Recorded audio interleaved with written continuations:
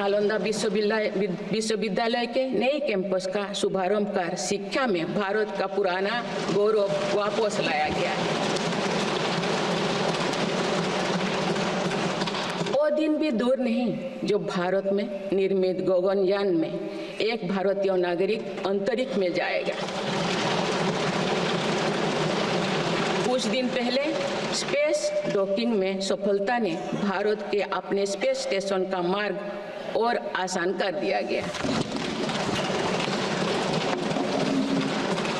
कुछ दिन पहले इसरो ने अपना 100वां लॉन्च करते हुए सैटेलाइट के सफलतापूर्वक स्थापित किए।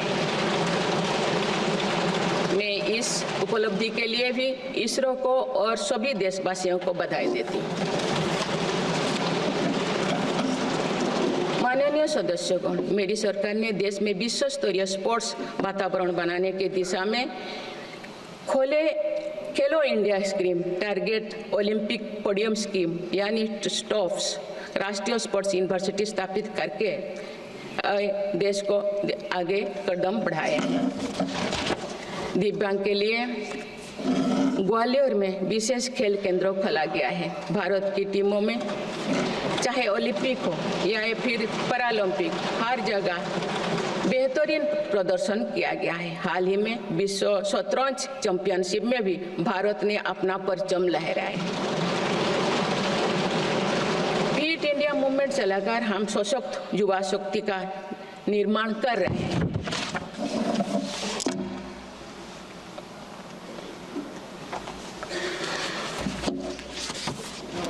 माननीय सदस्यगण, विकसित भारत के निर्माण में किसान, जवान और विज्ञान के साथ ही अनुसंधान का बहुत बड़ा महत्व है। हमारा लक्ष्य भारत को ग्लोबल इनोवेशन पावर हाउस बनाना है।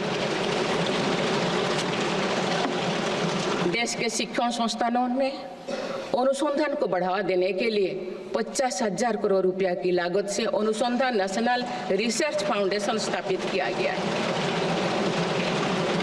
10,000 करोड़ रुपया के लागत से विज्ञान धारा योजना के तहत विज्ञान एवं प्रौद्योगिकी में इनोवेशन को बढ़ावा दिया जा रहा है।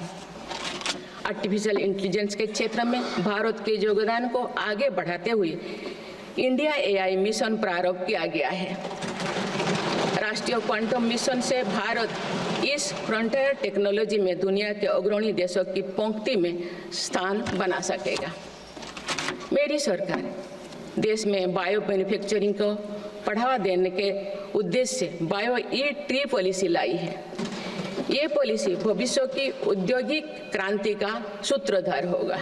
बायो इकोनॉमी का उद्देश्य प्राकृतिक संसाधनों का कुशल उपयोग करना है, जिससे पर्यावरण को संरक्षित करते हुए रोजगार के नए अवसर पैदा होगा।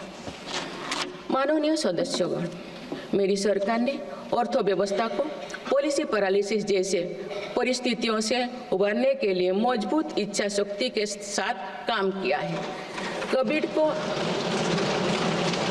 कोविड और उसके बाद के हालात एवं युद्ध जैसी वैश्विक चिंताओं के बावजूद भारतीय अर्थव्यवस्था ने जो स्थायित्व एवं रेजिलियंस दिखाया है, वो उसके सशक्त होने का प्रमाण है।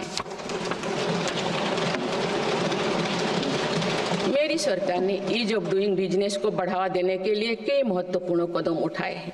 वन नेशन वन टैक्स की भावना के तहत GST को व्यवस्था लागू की गई है, जिसका फायदा सभी राज्यों को मिल रहा है। मेक इन इंडिया जैसी नीतियों के कारण आप बड़े ग्लोबल ब्रांड को प्रोडक्ट पर भी मेड इन इंडिया के लेवल्स देखने लगे हैं। माननीय सदस्यगण, भारत के छोटे व्यापारी गांव से लेकर शहरों तक हर जगह आर्थिक प्रगति को गति देते हैं। मेरी सरकार छोटे उद्यमियों को अर्थव्यवस्था की रीढ़ मानते हुए उन्हें स्वरोजगार के नए अवसर दे रही है। MSME के लिए क्रेडिट गारंटी स्कीम और ई-कॉमर्स एक्सपोर्ट हब्स सभी प्रकार के उद्योगों को बढ़ावा दे रही है। तीसरी कार्यकाल में मेरी सरकार द्वारा मुद्रा ऋण की सीमा को 10 लाख रुपये से बढ़ाकर 20 लाख रुपया करने का लाभ करोड़ों छोटे उद्यमियों को हुआ।